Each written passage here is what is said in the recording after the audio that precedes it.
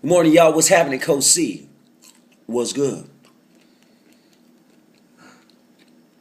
I want to talk to y'all real quick. I want to show you something. I want to give you an idea.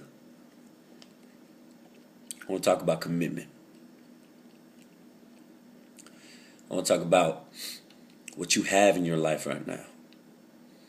This may get a little serious out. I'm just forewarning you. I woke up this morning and I started thinking about commitment. I started thinking about what it takes to get what you want in life. And the attitudes of people these days when it comes to achieving their goals, when it comes to receiving things. You see, in the fitness industry, you can't have the fitness without a proper diet. Or you can't make as many muscle gains just strictly on food if you don't have the diet or the workout. If you ain't lifting, if you ain't doing the cardio, if you ain't doing no things, you can't have as much as you can if you're strictly only doing the diet. It's a two-part system. When it comes to being committed to something, you got to be able to go through some things that maybe you don't want to do. To get into that gym, to go to that boot camp, to go running, to go doing the things that you don't want to do. Because when you're committed, it's not even a matter of what your feelings or emotions are telling you anymore. You're doing it because you got to.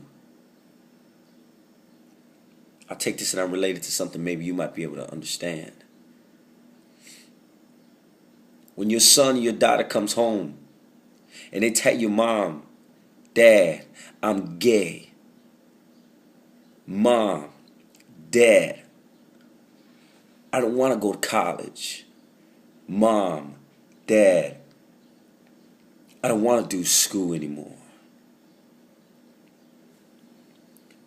Do you turn around and do you say, you not my son no more. You not my daughter no more. Some people do. But the committed ones are going to sit there and they're going to talk about it. They're going to sit there and say, no matter what, you are my daughter, you are my son. I don't care if you gay. I don't care. In the jailhouse, you my son. In the gay bar, you my son. In a bad situation, when people are ridiculing and putting your name down, you are my son. Commitment. I was having a conversation with somebody the other day, and they were telling me, see, man, you lucky. You lucky, man. You run your own business, you do that full time. You get to do what you love. You are lucky.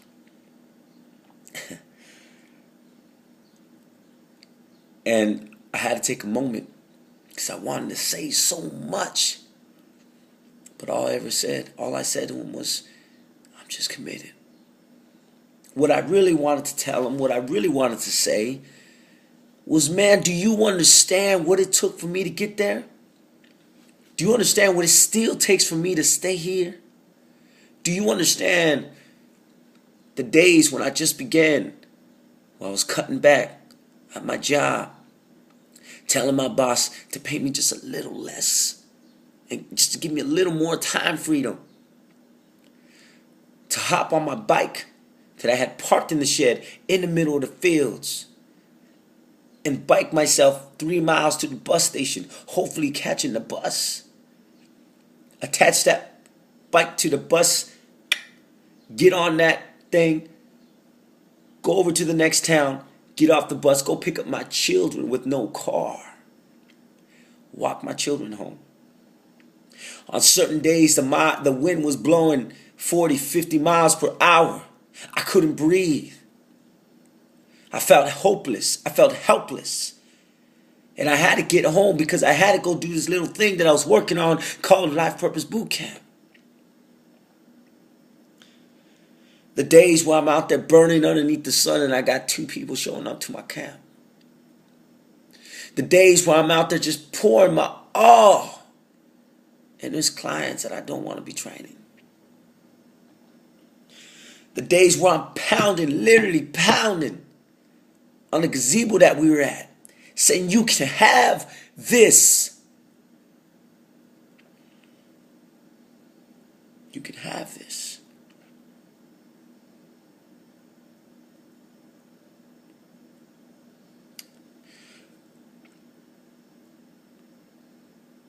The memories. The memories of all the depression.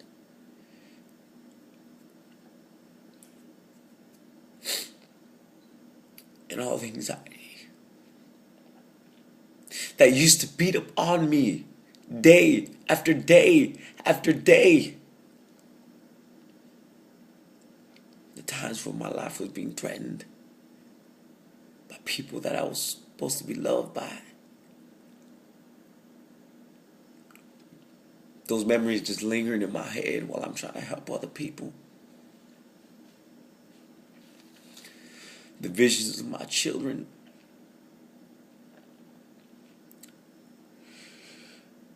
Being in a situation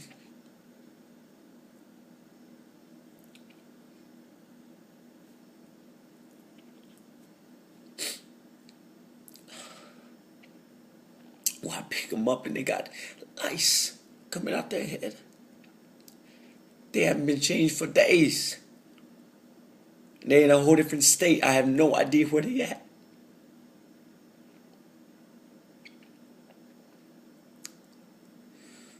Going and seeing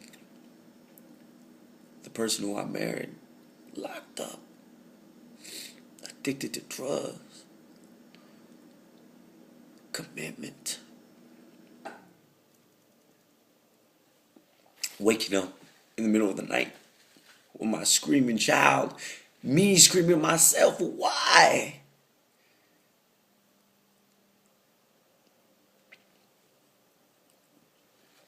Those were my children. Those were my babies. It was commitment.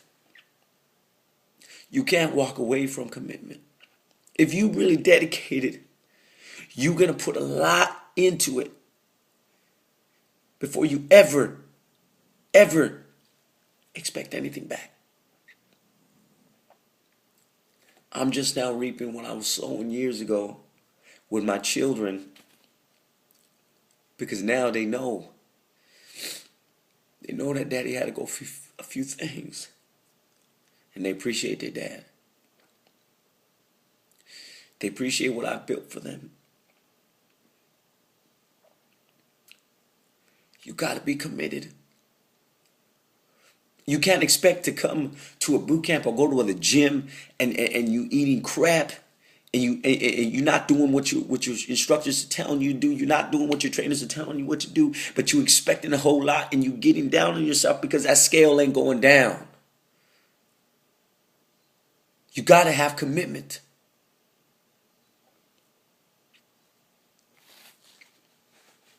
The times where I was driving my bike and one day the pedal came off. I ain't got no cash to go get me a little pedal, as small as it sounds. I didn't have no money to go get that. And I'm training my people and they see me driving away in this bike and I got this rod sticking out and it's digging into my foot, but I'm acting like it's okay. Days where I was wondering if I even had change to get on the bus to go to work. Because the bills were paid. I had food on the table.